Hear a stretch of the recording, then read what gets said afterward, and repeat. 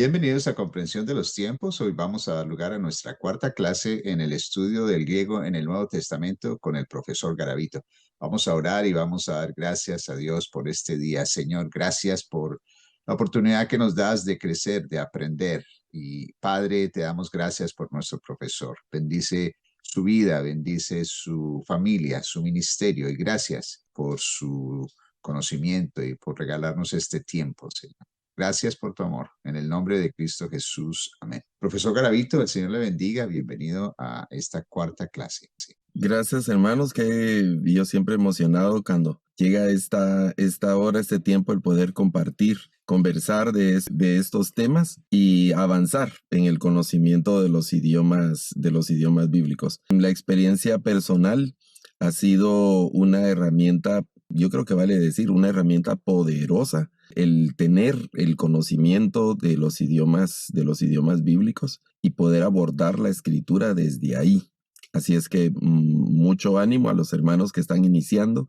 Y yo sé que, como se dice, todo inicio cuesta. Hay que ponerle empeño y dedicación a este tema y poco a poco, creo yo, en un tiempo pues no muy largo de años, sino de algunas semanas, al dedicarle un tiempo cada día yo sé que tenemos una agenda también muy, muy apretada a todos, pero apartar un tiempo para que podamos ir aprendiendo y consolidando cada uno de los temas que vamos aprendiendo.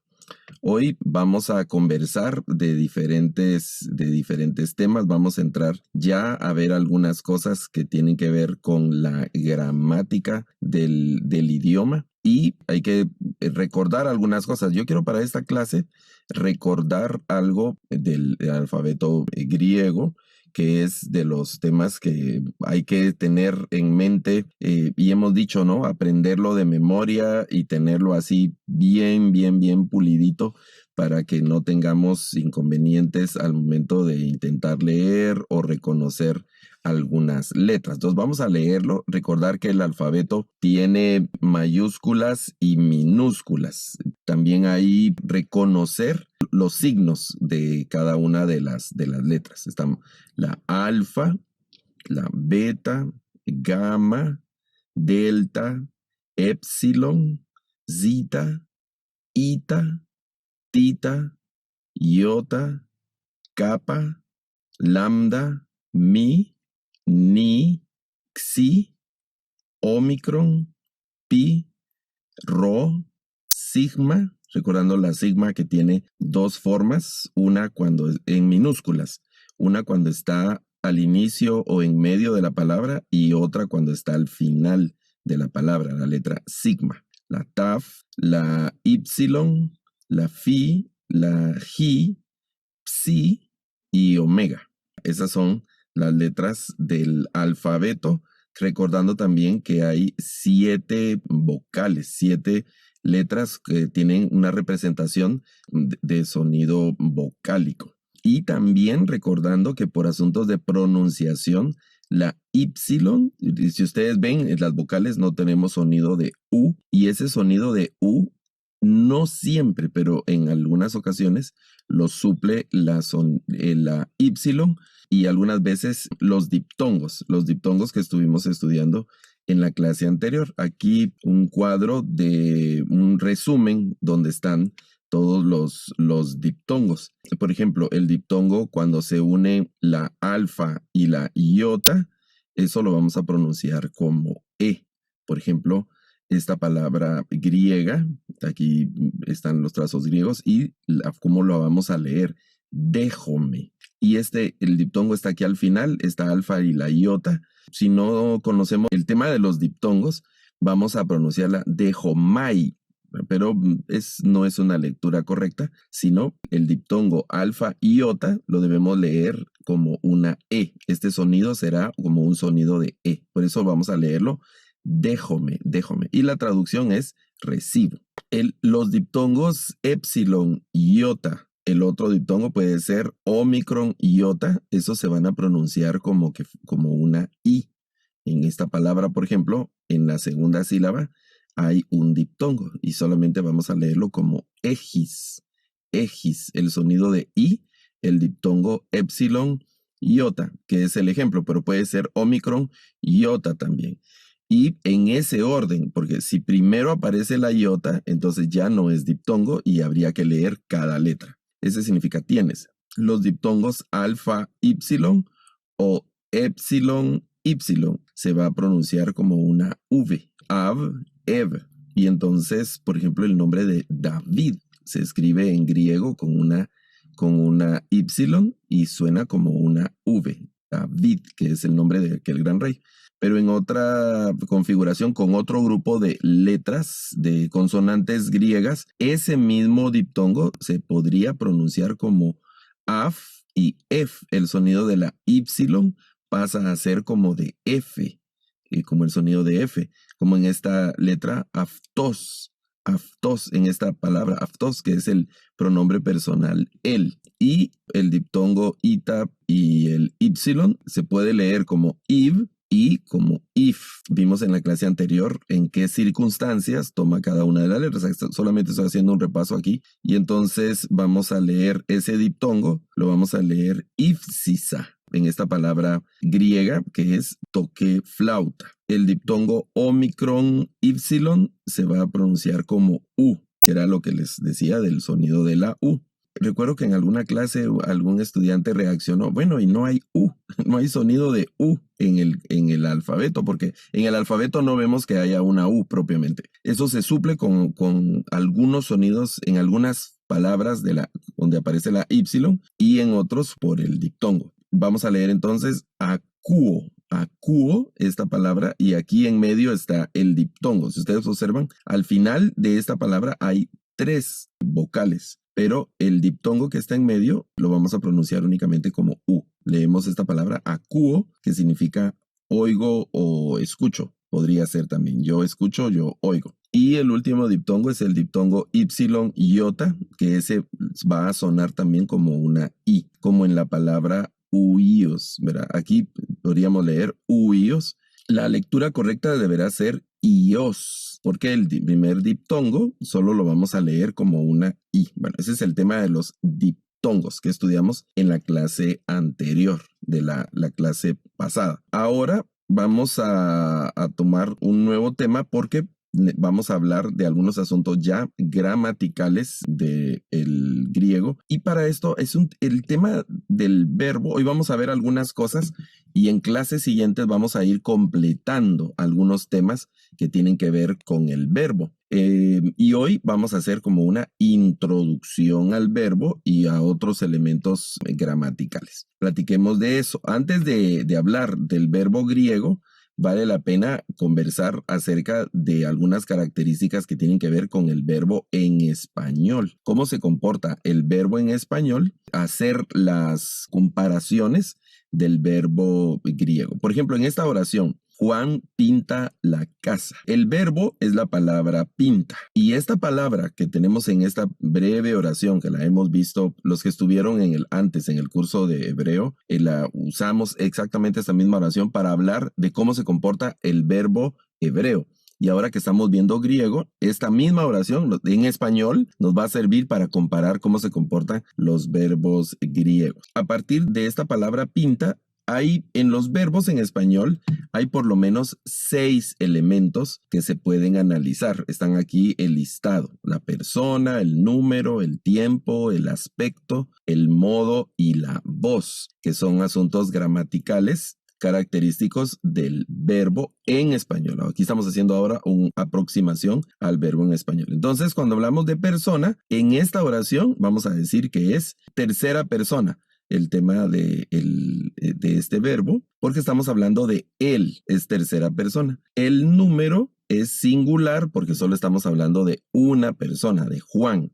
No estamos diciendo que varias personas pintan en plural, sino es singular. El tiempo es presente porque la palabra nos da la idea de que la acción se está realizando en ese momento. No se ha terminado o no ha iniciado. Por ejemplo, en el futuro sería Juan pintará.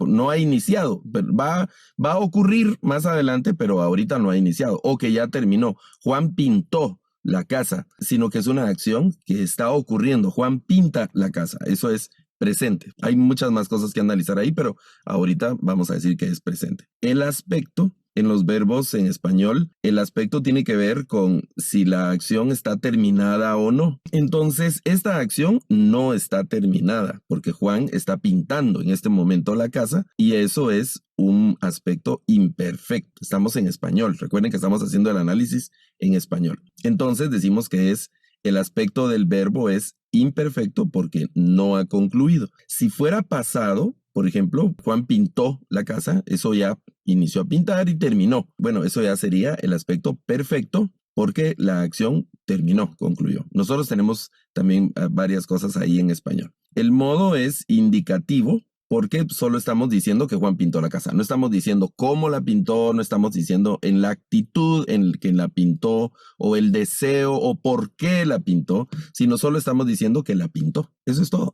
Estamos señalando la acción. Entonces, ese modo en los verbos se llama indicativo. En español está el imperativo, el subjuntivo, el infinitivo y creo que esos, ¿verdad? Son 4 verbos. Imperativo, infinitivo, indicativo y el subjuntivo. Son cuatro modos de los verbos en español. Y la voz, esto es importante por algunas características que vamos a ver más adelante del verbo griego. La voz es activa.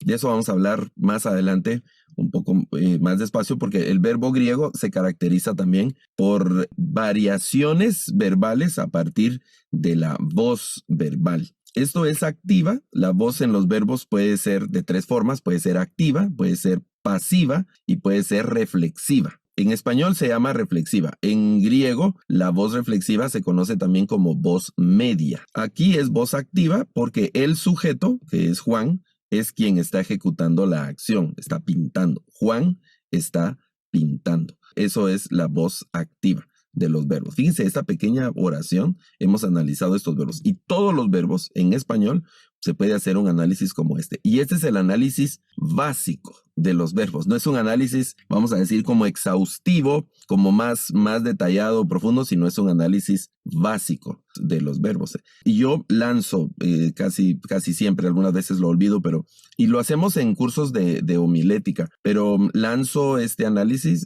o lanzo este desafío, reto de poder hacer este tipo de análisis que es puramente gramatical con los verbos que encontremos en versículos de la Biblia donde vayamos a predicar, donde estemos predicando, que tomemos los verbos y que les hagamos los análisis de gramática español. No estamos hablando de griego, de hebreo, sino de la gramática en español. Porque si tenemos ya el conocimiento, como en este curso de griego, pues vamos a ir al griego y vamos a analizar el verbo griego, pero si no, hacer el análisis del verbo en español. Entonces, los verbos en español, seguimos aquí, pueden tener, en cuanto a la persona, puede ser primera, segunda o tercera.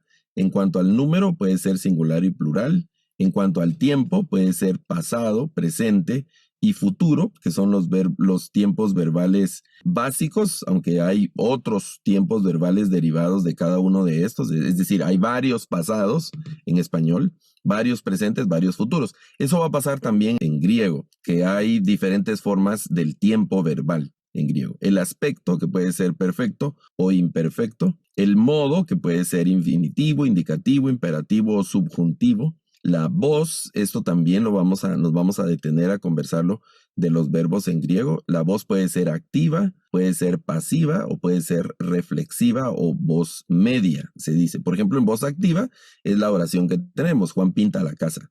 En voz pasiva, esa misma oración sería, la casa es pintada por Juan. En voz media, eso lo único que tendría sentido sería como Juan se pinta, una cosa así. El análisis de los verbos en español.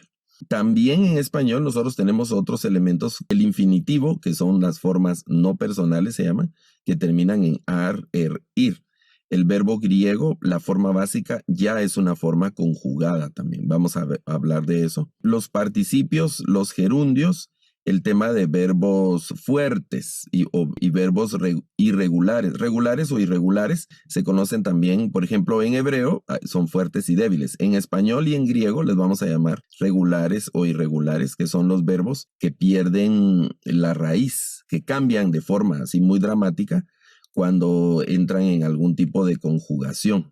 los verbos. En el asunto de verbos también, eso ocurre en todas las palabras, pero particularmente en los verbos, porque los verbos tienen flexiones. Hemos hablado que se pueden analizar 6 elementos de los verbos.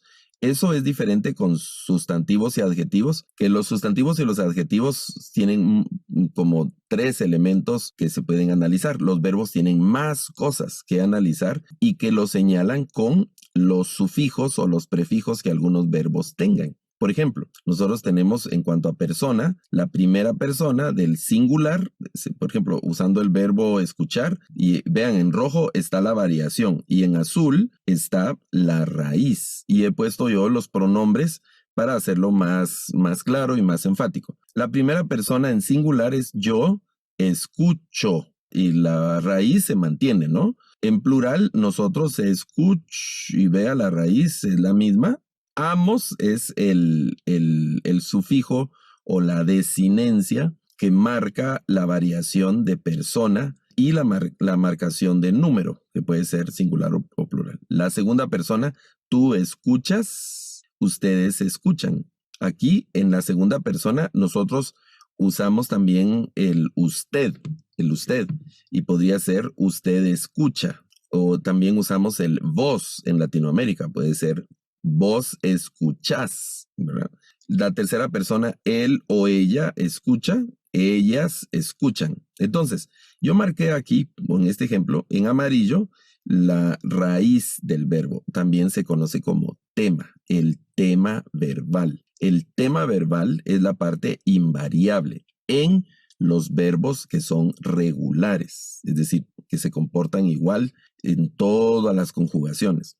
El tema no cambia. Eso no le pasa a todos los verbos. En griego hay una buena cantidad de verbos que cambia el tema verbal. Y luego la parte que cambia, la flexión o la variación, que es una desinencia. Las desinencias son elementos que se le agregan a las palabras al final. Es lo mismo decir desinencia o sufijo. Entonces tenemos el tema verbal, que es la raíz, lo que no va a cambiar, y la desinencia. Y en griego tenemos que prestarle mucha atención a las desinencias porque nos van a decir si es primera, segunda o tercera persona y si es singular o plural, singular o plural. Veamos un verbo griego ya.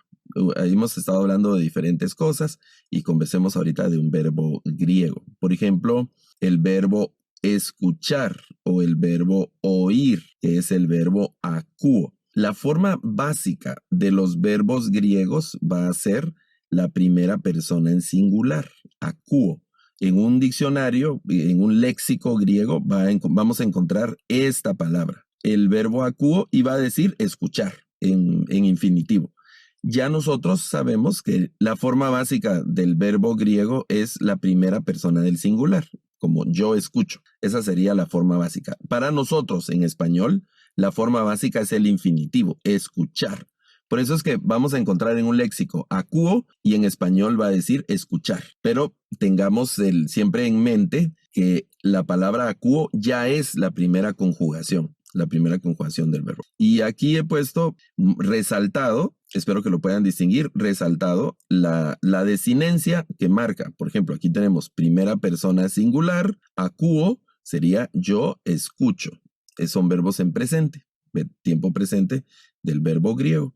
Y lo que está más resaltado, como en negritas, es las desinencias, que es la parte que va a variar. Entonces, el tema verbal va a ser de este verbo, la alfa, la kappa, la omicron y la ipsilon. Ese va a ser el tema verbal. Hay que aclarar también que en el tema de los espíritus, pues eso no va a cambiar, pero el acento, en algunas conjugaciones, el acento podría, en algunos momentos, podría moverse. Aquí tenemos akouo. Y también observen que el tema verbal tiene un diptongo que se pronuncia como U. No leemos akouo, sino solo akouo. Este diptongo se lee U, el verbo akouo. Yo escucho. Primera persona plural sería nosotros escuchamos. Akouomen. Y noten que la variación está en la desinencia. Luego para la segunda persona es akouis. Este diptongo se lee I, únicamente como I, akouis. Y para la segunda persona plural es acuote. Acuote es uuet. Ustedes escuchan. Tercera persona singular es acui. Aquí hay dos diptongos juntos. Este diptongo se lee como u y el segundo diptongo se lee como i.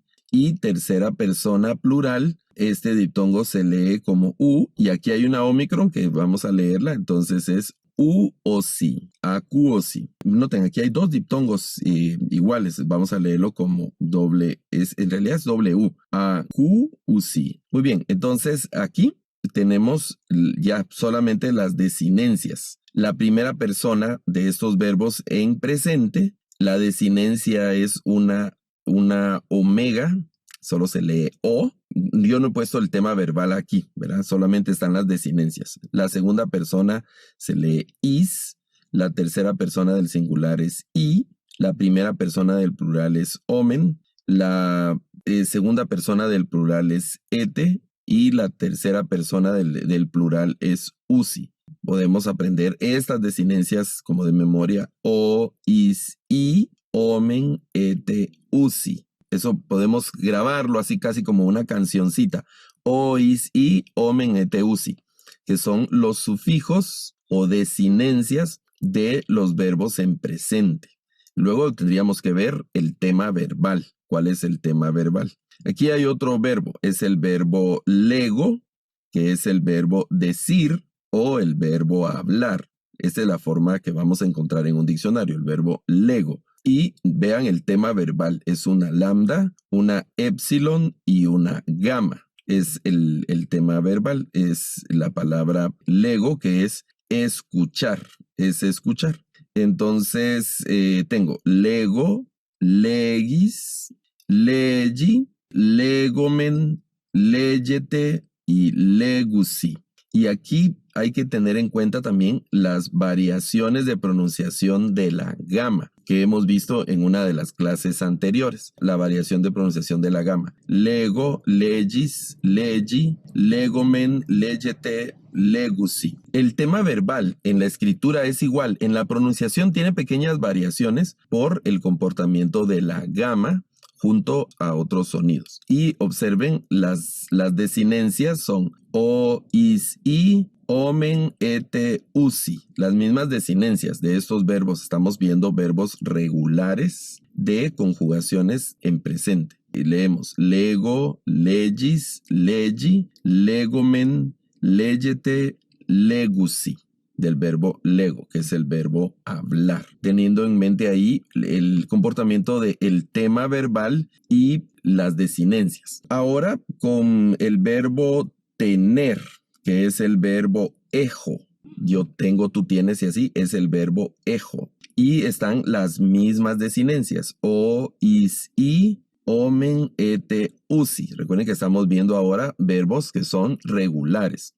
Entonces vamos a leer ejo, ejis, eji, ejomen, ejete, ejusi.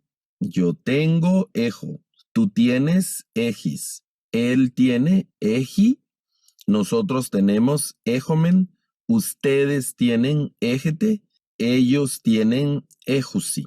Es el verbo. Entonces, aquí recordando, ¿no? La forma básica de los verbos en español es el infinitivo, que pueden ser 3 terminaciones, ar, ir, como nadar, correr, prevenir. Son las 3 posibles conjugaciones de los verbos. Verbos que terminan en ar, verbos que terminan en y verbos que terminan en ir. Eso en español. La forma básica de los verbos griegos es la primera persona singular del presente, que es lo que estamos viendo. Hemos estudiado ahorita en este cuadro, por ejemplo, el verbo ejo, que es el verbo tener, el verbo lego, que es el verbo hablar, y el verbo acuo, que es el verbo escuchar. Entonces observen la forma, estas son vamos a ver.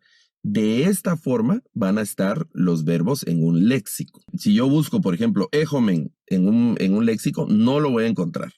O ejusi o las otras formas, no va a estar. Van a estar probablemente algunas formas con estos sufijos si es una forma irregular. Y lo que va a decir es segunda o tercera persona del verbo tal y nos va a mandar a la forma básica de ese verbo, que es primera persona singular del presente de los verbos, como ejo, lego, acuo.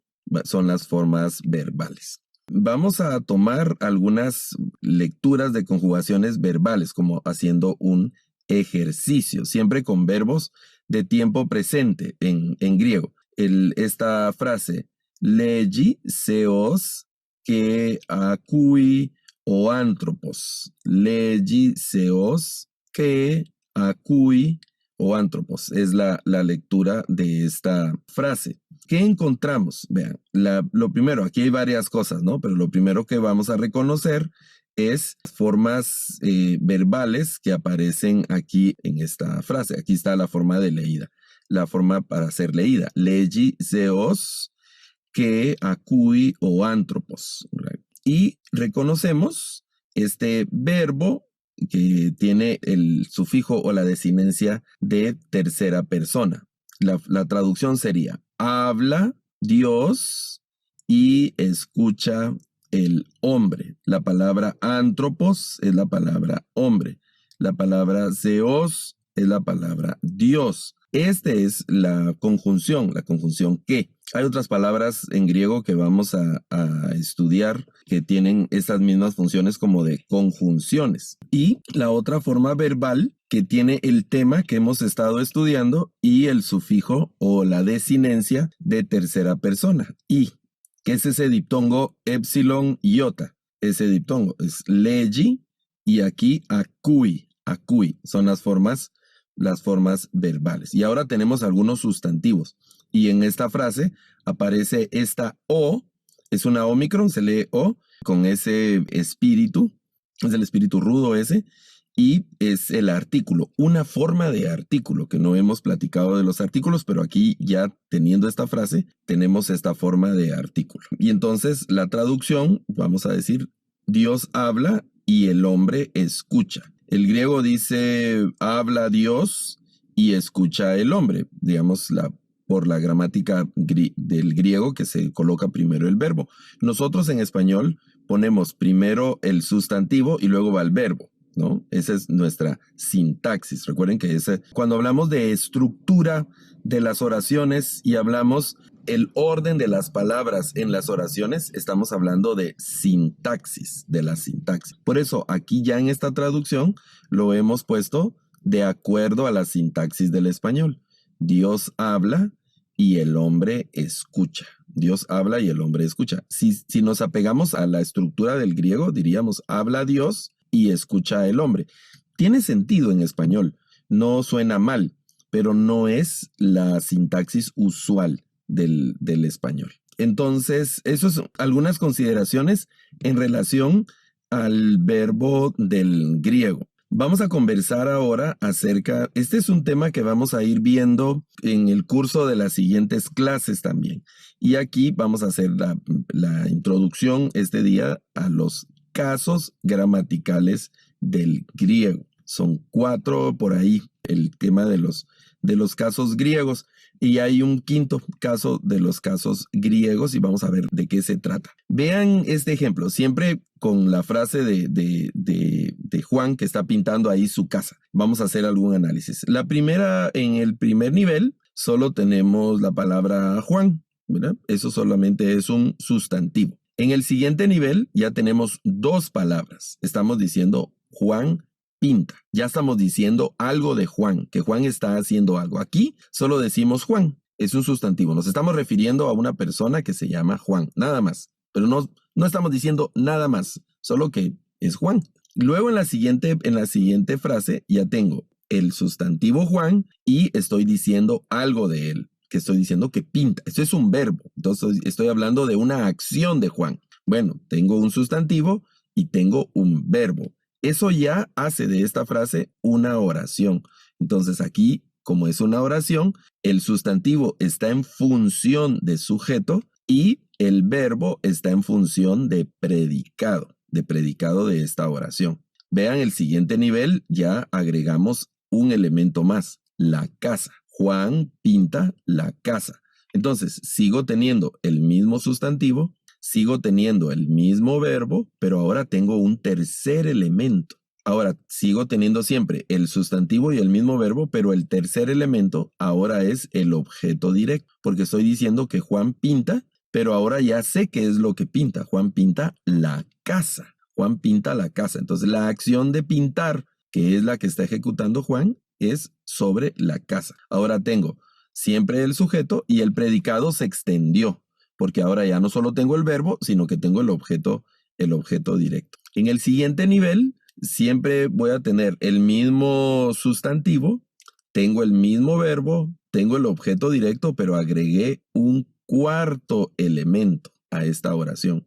Ese cuarto elemento explica, amplía, aclara lo que está ocurriendo. Juan pinta la casa de azul. Primero dije que solo Juan, luego dije que Juan está haciendo algo. ¿Qué está haciendo? Pinta. Luego dije qué es lo que Juan pinta. Ya dije que Juan pinta, pero ahora aclaro qué es lo que está pintando, es la casa. Y ahora estoy diciendo siempre de Juan, que Juan pinta la casa, y además estoy diciendo que la pinta de azul. Estoy agregando algo más. Eso, en la gramática tengo el sustantivo, el mismo verbo, tengo el objeto directo y ahora tengo un complemento. Algunos le llaman complemento directo y también le llaman objeto indirecto. Hay varias formas de llamarlo, pero este otro elemento es un elemento que amplía, que explica, que aclara lo que está ocurriendo en la oración. Y eso hace también que el predicado se vaya extendiendo, porque este otro elemento pasa a formar parte del predicado, ¿no? Y en la última oración, noten que apareció una coma. Eso es interesante. Apareció una coma.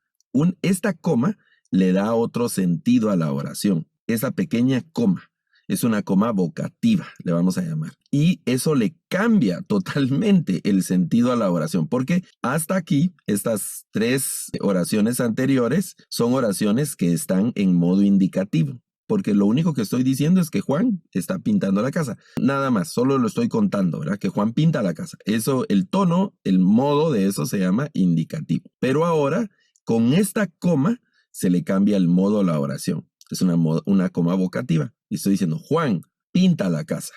Entonces, ahora el tono de la siguiente frase en esta oración es un tono imperativo. En español es la misma palabra, pinta, pero esta coma le cambió el sentido a la oración. Siempre tengo el mismo sustantivo, noten que tengo el mismo sustantivo, tengo el mismo verbo, tengo el mismo objeto directo y tengo el mismo complemento, pero apareció esa coma, ¿no? Y este sustantivo, ahora lo vamos a nombrar aquí, es un vocativo, ¿no? El mismo sustantivo, pero la coma hace que Juan, ¿verdad?, pinta la casa. Ese sería el tono. Ahora, este verbo, el verbo toma otro modo, que es el modo imperativo. Le estoy diciendo, Juan, pinta la casa. El mismo objeto directo y el mismo complemento, pero eso tiene un tono distinto en la oración. Entonces, cada una de estas cosas que estamos viendo aquí en esta sencilla oración, es una oración muy sencilla, se expresa a través de los casos. Dice, en griego antiguo, que es el que nosotros estamos estudiando, el griego koiné, hay 5 casos gramaticales. El nominativo, esos hay que aprenderlos y vamos a irlos viendo en el curso de las clases. El nominativo, el vocativo, el acusativo, el genitivo y el dativo. Son 5 casos griegos. Nominativo, vocativo, acusativo, genitivo y dativo. Los 5 casos. Los más comunes son, el menos común es el vocativo, pero hay que aprenderlo, ¿no? Por eso les decía, son 4 principales y hay un 5º caso que es el vocativo, que se usa con menos frecuencia, pero lo debemos aprender porque se usa. Estos casos indican las funciones sintácticas de las palabras en una oración. Entonces voy a regresar aquí una lámina, que es lo que estamos viendo. Cada una de estas cosas, el sustantivo, el verbo, los modos y las formas en griego, se van a expresar a través de los casos gramaticales como el nominativo, el vocativo y así. Estas son las funciones de cada caso. Por ejemplo, el nominativo. Y aclaro que esto hoy es una introducción y en el curso de las clases lo vamos a ir viendo con más detalle. El nominativo en griego se usa para indicar el sujeto de la oración. Entonces, al identificar el nominativo, estoy identificando el sujeto de la oración. También el atributo de un verbo copulativo en las oraciones atributivas. Eso lo vamos a ver, les decía, por eso vamos a ver más adelante. Inicialmente vamos a decir que una de las funciones más evidentes y más frecuentes o más importantes del caso nominativo es señalar los sujetos en la oración. Los sujetos en la oración. El nominativo. Para el vocativo se utiliza para dirigirse a alguien o para llamar su atención, similar a una exclamación en español, como en esa última oración que vimos en el cuadro anterior de Juan, pinta la casa. Ese primer Juan en griego sería el caso vocativo. Por eso les decía, esa coma que pusimos en la oración hace que la oración, esa parte se convierta en una invocación, se dice. Un llamado sería en otra palabra. Juan, ¿verdad? Llamándole la atención, Juan, pinta la casa, ¿verdad? El siguiente tono. Ese es el vocativo en griego. Luego, el acusativo se usa para el complemento directo, para los circunstanciales de tiempo y de espacio, y a veces para expresar movimiento con ciertas preposiciones, pero principalmente se usa para el complemento directo. El verbo, por ejemplo, en la oración Juan pinta la casa, el verbo es pinta y la casa sería el complemento directo. Eso estaría en el caso acusativo. Eso correspondería al caso acusativo en español y en griego. Vamos a ver ahora unos ejemplos ya con los casos. El genitivo. El genitivo se usa para el complemento del nombre. Eso es una posesión. Para el complemento circunstancial de tiempo, el agente, para cosas de finalidad y causa. Para decirlo en palabras más breves y sencillas, el genitivo, la función principal es expresar la pertenencia, la posesión. Por ejemplo, la palabra de Dios, esa palabra de Dios se va a expresar en genitivo, porque es la palabra de Dios. Esta palabra le pertenece a Dios, le corresponde a Dios. Entonces va a estar expresada en el genitivo. Y el quinto caso, que es el dativo, se usa para el complemento indirecto y circunstanciales de modo y tiempo. Por ejemplo, en la oración, Juan pinta la casa de azul, esa última parte de azul le corresponde al dativo. Entonces tengo el nominativo y voy a mencionar las funciones principales.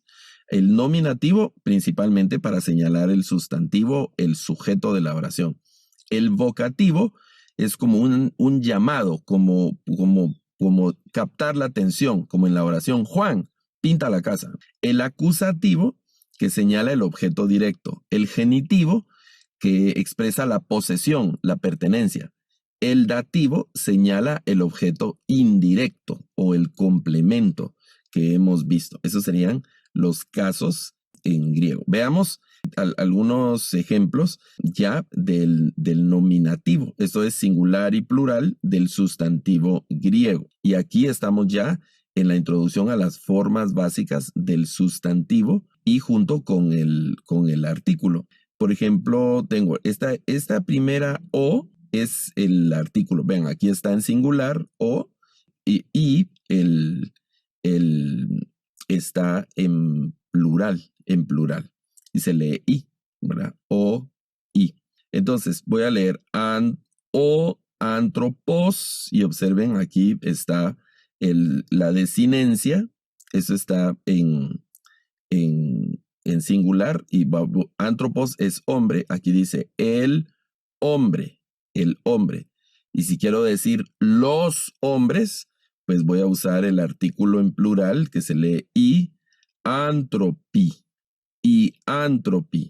Esta terminación que se lee y también. Y este es el plural, la forma de plural. Tengo la forma de singular o antropos y la forma de plural y antropí. Es el plural en griego. El hombre, los hombres. O Kyrios, el Señor. O Kyrios. Y Kyrie. El sufijo, la expresión en plural, que suena con y todo, Kyrie y Kyrie, el Señor, o Kyrios, los señores, y Kyrie, los señores. Este sería la forma de plural. Vean esta oración y aquí aparece ya cómo se lee y abajo está la posible traducción. Ginoski o antropos, que sería la frase, sabe o conoce el hombre, ¿verdad? Observen, aquí esta es tercera persona. Ya vimos, estos dos casos ya los hemos visto en la clase de hoy. Un verbo en presente y esta desinencia es de tercera persona singular. Y, ¿recuerdan esa cancioncita? O, is, i, omen, eteusi, que son las desinencias de las formas verbales en presente. Ginoski, Ginoski, sabe o conoce el hombre. Ginoscusi y antropi. Ginoscusi y antropi, que es saben o conocen los hombres. Es la misma frase, solo que ahora está en plural. Esta es la desinencia de tercera persona en plural. Recuerdan, ois i, omen et, y esta es la última, tercera plural, usi. Ois i, omen et, usi son los sufijos o las desinencias de los verbos en presente. Y los sustantivos en plural. Y antropi, saben o conocen los hombres. Otro ejemplo, y aquí estamos ya revisando lo del caso nominativo. El caso nominativo es cuando el sustantivo desempeña el oficio del sujeto del verbo. Recuerden que el caso nominativo nos sirve para señalar principalmente, tiene otras funciones por ahí, pero principalmente el sujeto del verbo. Vean esta oración, dice, legiseos que acui o antropos. Legiseos que acui o antropos. Aquí tengo el verbo, seos, que es un sustantivo en singular. Luego tengo la conjunción que se traduce como i. Tengo otro verbo en tercera persona singular, lo identifico por la desinencia. El artículo en singular y otro sustantivo en singular, antropos, ¿verdad? Y entonces eso lo puedo traducir.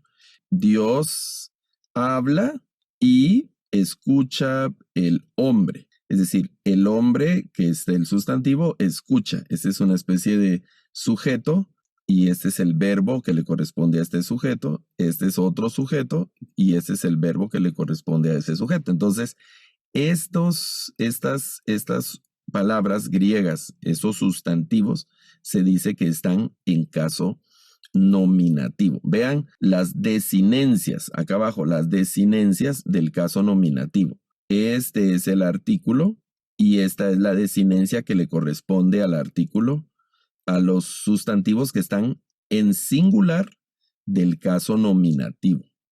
Y aquí está el artículo, ahora en verde, y la desinencia que le corresponde a los sustantivos que están en plural del caso nominativo, o antropos y antropi, Esos son artículos que van de manera correspondiente a la desinencia de los sustantivos que están en caso nominativo, tanto singular como plural. El caso acusativo, el acusativo. Hemos dicho antes, y aquí aparece una pequeña explicación también, hemos dicho antes que el acusativo lo vamos a reconocer o la función principal, insisto, tiene otras funciones por ahí, pero la función principal del acusativo será señalar el objeto directo del verbo. Eso es lo que va a hacer el acusativo. Y entonces tengo, por ejemplo, dice, Ginoski o Zeos ton antropon. Conoce Dios al hombre. Y este es el objeto directo, porque Dios es el sujeto, o Zeos es el sujeto, el verbo del sujeto, es decir, ¿de quién estamos hablando en esta oración? De Dios, Zeos. ¿Qué estamos diciendo de él? Estamos diciendo que conoce, Ginoski, conoce. ¿Qué conoce? Y cuando preguntamos qué es lo que conoce, eso será el objeto directo, ton antropon, ton antropon. Y este objeto directo lo señala el acusativo, el caso acusativo en griego. Y eso los vamos a reconocer siempre por las desinencias o los sufijos. Fíjense, las desinencias del caso acusativo. Ahora tengo el artículo y el sufijo ton y el sufijo o la desinencia que sería on. Eso es singular. Y luego ese es el singular. Ton, el artículo, on, la desinencia. Y luego el sustantivo puede ser distinto, ¿no? Aquí es antropon, que es hombre. Aquí sería al hombre. Y luego el plural, tus antropus. Antropus. Esta traducción sería a los hombres. A los hombres. Ton antropon, al hombre. Tus antropus, a los hombres. Singular. Y luego en verde, el plural. El plural. Insisto aquí que debo corregir el tema de que aquí debe decir acusativo. Bueno, veamos algo más. Estamos ya acercándonos al final de la clase de hoy. Vamos a ver aquí cómo se comporta el caso nominativo y el acusativo. Nominativo y el acusativo. Dice, ginoski o antropos ton agason kyrion. Ginoski o antropos ton agason kyrion. ¿Qué tenemos? Bueno, lo primero que reconocemos es el artículo y la desinencia del nominativo. Esos son del nominativo. Y aquí ¿qué será? Como un tip, como una clave, un asunto ahí que nos va a servir. Las palabras son de griego, son miles, las miles sustantivos, miles adjetivos, así. Entonces, obviamente, eso requiere mucho tiempo el ir memorizando el léxico, ¿no? Pero sí podemos reconocer que son mucha menos la cantidad de los artículos y las desinencias. Entonces, fijémonos y prestemos atención a las desinencias de los casos para que las reconozcamos al ver las desinencias y entonces ya sabemos cómo se va a comportar esa parte de la oración en la gramática del griego. Aquí puedo reconocer, este es el artículo del nominativo singular, ¿verdad? Y esa es la desinencia que va a ir en los sustantivos del nominativo singular o antropos. Quiere decir que este es el sujeto de la oración. ¿De quién estoy hablando en esta oración griega? Estoy hablando de o antropos, que es el hombre, el hombre. Y luego, ¿cómo voy a reconocer? ¿Cuál es el verbo? Bueno, voy a reconocerlo por las desinencias también que aparecen en las palabras. Esta es una desinencia verbal. Entonces, y esta es la desinencia verbal, tercera persona masculino singular. El tema verbal es ginosco, el verbo es ginosco, que es de conocer, y esto significa él conoce. Entonces ya tengo el sujeto y tengo el verbo. El hombre conoce. Eso es lo que está diciendo en esta oración. El hombre conoce. O antropos ginoski. O antropos ginoski. El hombre conoce. Pero hay más elementos en esta oración. Nos sobran ahí palabras. Entonces tenemos que ver de qué se trata. Y lo que vamos a identificar es este ton. Observen, aquí está ton, que es el artículo. Pero este mismo sufijo se repite aquí, on, y se repite aquí. On, aunque ha cambiado el acento que les decía, pero es el mismo sufijo. On. Toda esta frase está amarrada, digamos, por esos sufijos, es decir, están en el mismo caso. Esas desinencias son las desinencias del acusativo, que presenta el objeto directo. El acusativo señala el objeto directo. Ya hemos dicho, el hombre conoce, esa ya es una frase, pero ¿qué conoce? Conoce este ton es en singular, al, y luego está la palabra agasos, este agazón es bueno, es el adjetivo bueno, y kyrion, que es señor. Entonces vamos a traducir, bueno, aquí tengo un adjetivo, agasos, que es un adjetivo, aquí es bueno, solo que noten que tiene el sufijo o la desinencia de acusativo singular, Este es el adjetivo y este es el sustantivo kyrio, que es señor. ¿Cómo son las traducciones de estas palabras? Ginoski es conoce. O antropos, el hombre.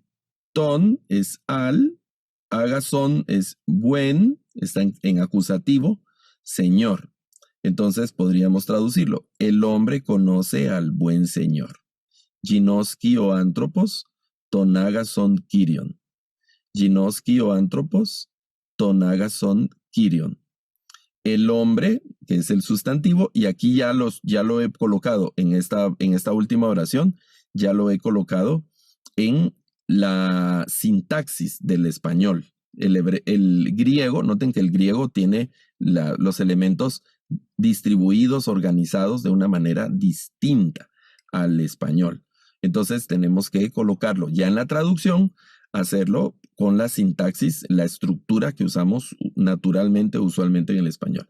Ginoski o antropos, ton agazón Kyrion, lo vamos a traducir nosotros en el español finalmente como el hombre conoce al buen Señor. El hombre conoce al buen Señor. Este será, el hombre es nuestro sujeto. Si reconocemos los casos en griego, este sería el nominativo. Conoce es el verbo. Y al buen Señor, esto será el caso acusativo, porque está señalando el objeto directo de la oración. El objeto directo de la oración. Ok, vamos a quedarnos por aquí con este ejemplo de la conjugación de los casos, tanto el nominativo como el acusativo. Y aquí en adelante yo me emociono porque el curso se va poniendo cada vez más interesante y de alguna manera también un poco más intenso, así que mucho ánimo, paciencia y dedicación ahí para ir logrando el mejor entendimiento de estos temas. Un gran abrazo para todos. Con la ayuda del Señor, nos vemos en la siguiente clase. Profesor Garavito, muchísimas gracias por esta cuarta clase. Ha sido una tremenda introducción a este tema que es un poco más complejo, pero la habilidad con la que usted lo hace y la sencillez y claridad nos beneficia muchísimo. A todos ustedes que están haciendo parte de esta clase, le voy a invitar a que haga algo. Está en nuestro canal de YouTube, así que yo le invito a que usted le dé un like. Cada vez que usted le da un like a este canal, usted permite que otras personas también tengan acceso a este ministerio y a esta información. También les recuerdo, este ministerio se lleva adelante con donaciones, así que usted puede ir a nuestra página web y allí hacer una donación y les aseguramos que seguiremos adelante trayendo cursos y clases como estas que fortalecen su vida, su ministerio, su conocimiento. Así que adelante. El Señor les bendiga y nos vemos en nuestra próxima clase aquí en Comprensión de los Tiempos.